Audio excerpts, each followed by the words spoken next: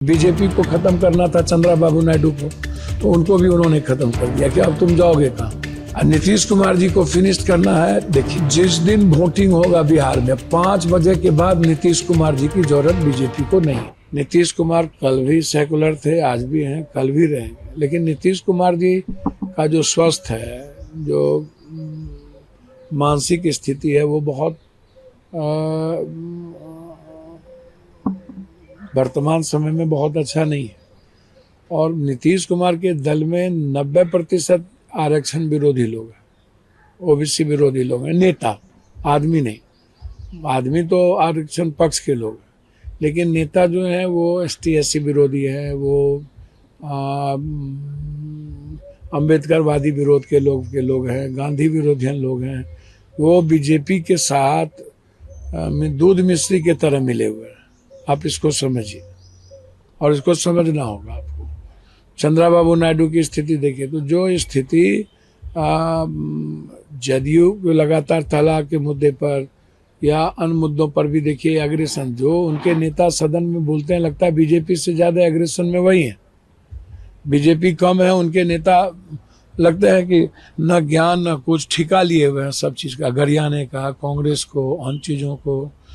तो मैं समझता हूँ कि बहुत देर हो रही है, और यदि कोई नेता बच भी जाए जदयू में, मुस्लिम या कोई ऐसे लोग, तो आप एक बात समझिए कि इस निर्णय से उन्होंने अपना अंतिम कील ठोक लिया। बीजेपी ने अपना एजेंडा तय कर लिया। आप इसको समझिए, बीजेपी को खत्म करना था चंद्रबाबू नायडू को, तो उनको भी उन्होंने खत्म कर दिया कि अब तुम जाओगे कहाँ। नीतीश कुमार जी को फिनिश करना है। देखिए, जिस दिन वोटिंग होगा बिहार में 5 बजे के बाद नीतीश कुमार जी की जरूरत बीजेपी को नहीं है। लेकिन आप इसको समझिए। नीतीश जी को आप राप साहब पाक साहब बता रहे हैं, एक पार्टी के मुखिया होने के नाते भैया मेरी बात समझिए ना, मर्जी के बगैर हो गया ये आपसे। आपने नीतीश जी का हर आचरण देखो, सेकुलरिज्म में उन्होंने कभी कंप्रोमाइज किया? मैं ये बात कह रहा हूँ। मैं फिर कह रहा हूँ कि आज नीतीश जी व्यक्तिगत तौर पर एज ए मैन आज भी वो सेकुलर है, मैं उस पर सवाल खड़ा नहीं कर सकता। लेकिन जो स्थिति है, अब नीतीश कुमार जी के हाथ में जदयू नहीं है, आप समझिए। जदयू कहीं और शिफ्ट कर चुका है, जो बीजेपी की पूरी आइडियोलॉजी उनके साथ है। ये जो 2 नेता इस्तीफा दिया है भैया, ये तो लेट आए, ये तो लेट आए, बहुत देर हो गया, दुरुस्त आए। लेकिन मैं कह रहा हूं कि एक भी ऐसे लोग जो EBC के हैं, जो OBC के हैं, जो माइनॉरिटीज के हैं, जो बुद्धवादी और अम्बेडकरवादी सोच के हैं, उनको जदयू में अब रहने का कोई जगह नहीं है, क्योंकि वहाँ कंप्लीट रूप से आरक्षण विरोधी लोग, वहाँ पर कंप्लीट रूप से जाति जनगणना विरोधी लोगों का कब्जा हो चुका है। नीतीश कुमार जी अब जो EBC के बड़े नेता हमारे हैं, अब वहाँ EBC की बात होती ही नहीं है। वहाँ बात बस सिर्फ बीजेपी की होती है, बीजेपी आइडियोलॉजी की होती है। इसको आप समझ लीजिए। ये जो लोग इस्तीफा देने का, सिर्फ कांग्रेस है वहाँ, RJD है वहाँ, तो क्या इन पार्टियों को? मैं तो चाहूंगा कि देख, कांग्रेस के अलावा कोई रास्ता नहीं है। यदि आप जदयू के जो लोग हैं, उनकी मेंटेलिटी और मानसिकता RJD टाइप के विचार सोच के नहीं है, विचारधारा के नहीं है। वो कांग्रेस आइडियोलॉजी के साथ ही उनका जगह है। तो आप सीधा कह रहे हैं ना, जो JDU छोड़ रहा है वो कांग्रेस आए, RJD ना जाए? मैं तो सीधा कह रहा हूं कि कांग्रेस ही एक बड़ी पार्टी है जो बीजेपी की आइडियोलॉजी को खत्म कर सकती है, बीजेपी के नफरत को खत्म कर सकती है, बीजेपी के देश विरोधी सोच को खत्म कर सकती है, गरीब विरोधी सोच को खत्म कर सकती है, युवा विरोधी सोच को खत्म कर सकती है। आरक्षण और जाति जनगणना विरोधी सोच को यदि कोई खत्म करेगी तो वो कांग्रेस है, वो राहुल जी और प्रियंका गांधी। ये JDU के वोट को हड़पने की जी कहते हैं कि JDU का मतलब अब बीजेपी हो गया। आप भी कह रहे हैं कि JDU का मतलब अब बीजेपी हो गया। तेजस्वी जी क्या बोलते हैं ये मैं नहीं जाऊंगा, वो क्या करते हैं लोकसभा में, उनका क्या सोच स्टैंड रहता है, विधानसभा में क्या स्टैंड रहता है, और कौन कौन लोग डबल स्टैंडर्ड और गेम से चल रहे हैं ये दुनिया देख रही है। कांग्रेस का एक ही स्टैंडर्ड है, वो बिल्कुल कंट्री, बिल्कुल संविधान और बीजेपी के नफरत के खिलाफ। लेकिन सरकार का तर्क है कि गरीब मुसलमानों के हितों की रक्षा होगी। भैया आप कह रहे हैं कि बुलडोज कर दिया गया, बुरा नहीं कटोगे तो बटोगे, ये गरीब मुसलमान के लिए था। 1% भी एजुकेशन पर नहीं, उसके डेवलपमेंट पर नहीं, उसके इदारा पर नहीं, उसके मदरसा को कहता है आतंकवादी, मदरसे को बोलता है आतंकवादी का वो जगह है। ये पिछड़ा मुसलमान के लिए है। हाँ, कहता है बच्चा पैदा करने का मुसलमान एक टूल है, ये पिछड़ा मुसलमान है। ये कहता है कपड़े से देखो, ये कहता है एक भी मुसलमान नहीं लगा सकते हो। आप गाली सुनो ना, आप जितना गाली मुगल के काल में बुद्ध के पहले समाज के दलित एसटी एससी सुनते थे, जितना हड़पने का काम किया, आज जितना गाली कभी सिख को बोला इन्होंने खालिस्तानी, इन्होंने बुद्धवादी को इन्होंने आतंकवादी कहा, इन्होंने इसका हिस्ट्री उठा करके देखो।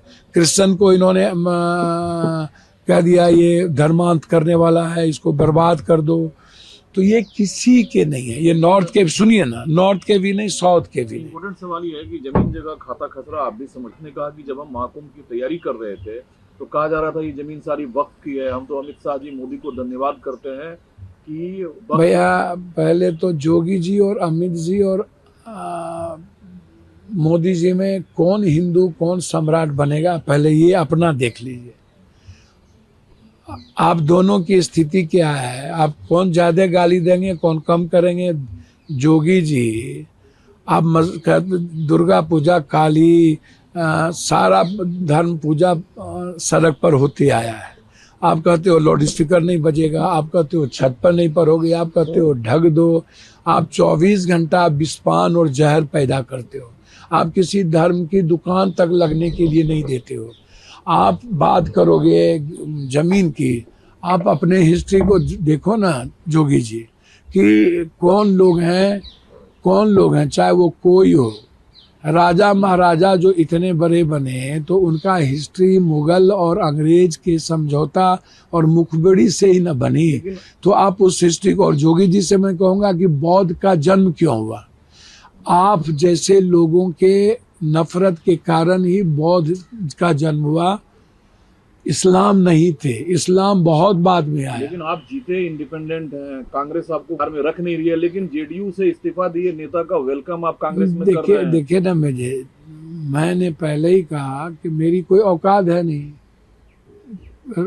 कांग्रेस राजा है। अब वो उनको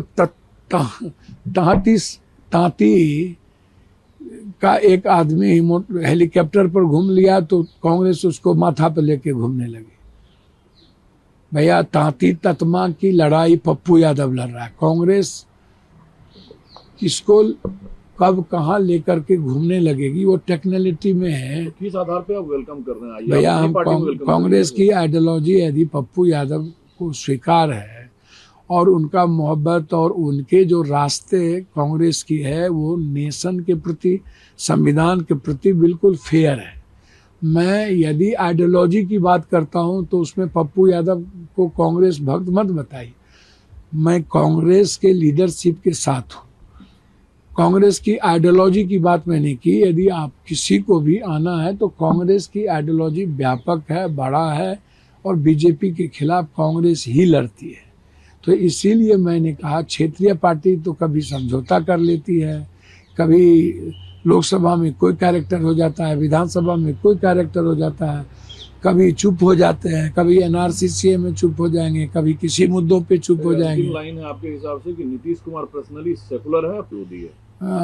नीतीश कुमार रियल में सेकुलर छवि के हैं, और मैं जो मानता हूं, और उनकी बीमारी मना स्थिति इस तरह हो गई है कि नीतीश कुमार जी का निर्णय अब 90% पार्टी बीजेपी पक्ष में मुस्लिम विरोधी नहीं है, पार्टी में जो नेता लोग हैं वो बीजेपी के दूध मिश्री की तरह एक हो चुके हैं और सबकी ईडी सीबीआई का पूरा कुंडली बीजेपी के पास है। 90% जदयू के नेता बीजेपी विचारधारा के साथ।